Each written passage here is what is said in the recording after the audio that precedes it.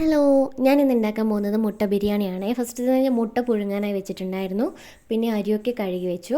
പിന്നെ ബിരിയാണിക്ക് വേണ്ട പച്ചക്കറിയൊക്കെ എടുത്ത് വെച്ചിട്ടുണ്ടായിരുന്നു. പിന്നെ ഫസ്റ്റ് തന്നെ കുക്കർ വെച്ചു. കുക്കറിൽ ഗരം മസാല ഇട്ട് കൊടുത്തു, നെയ്യ് ഒഴിച്ചു, അതൊന്ന് ചൂടാക്കി. പിന്നെ അതിലേക്ക് കഴുകി വെച്ച അരി ഇട്ടു. അരി ഞാൻ 2.5 ഗ്ലാസ്സാണ് എടുത്തത്. അതിന് ഞാൻ 4.5 ഗ്ലാസ് വെള്ളം എടുത്തിട്ടുണ്ട്. പിന്നെ ആവശ്യത്തിന് ഉപ്പിട്ട് കൊടുക്കുക.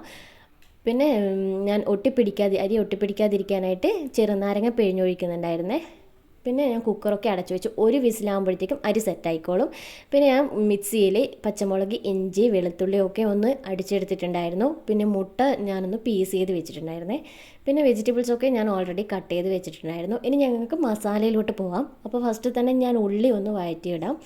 അപ്പോൾ ഞാൻ ഒരു പാത്രത്തിൽ നെയ്യ് ഒഴിച്ചിട്ട് ഉള്ളി വഴറ്റാനായി വെച്ചിട്ടുണ്ട്. നന്നായിട്ട് ഉള്ളി ഒന്ന് ഇളക്കി കൊടുക്കുക. പിന്നെ പെട്ടെന്ന് തന്നെ ഉള്ളി വഴറ്റാൻ വേണ്ടിയിട്ട് ഉപ്പിട്ട് കൊടുത്തിട്ടുണ്ടായിരുന്നു.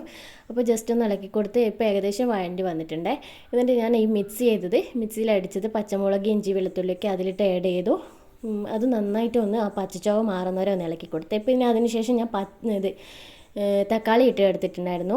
തക്കാളിയും ഏകദേശം നന്നായിട്ടൊന്ന് മിക്സ് ചെയ്യുക. അതിൻ്റെ ആ വെള്ളമൊക്കെ ഇറങ്ങി അതൊന്ന് സെറ്റ് ആവുന്നത് വരെ. പിന്നെ ഞാൻ പൊടികൾ ഇട്ടെടുത്തു. മഞ്ഞൾപ്പൊടി, മുളക് പൊടി, കുരുമുളക് പൊടി, പിന്നെ അതുപോലെ തന്നെ ചിക്കൻ പൊടിയൊക്കെ ഇട്ട് എടുത്തിട്ടുണ്ടായിരുന്നു.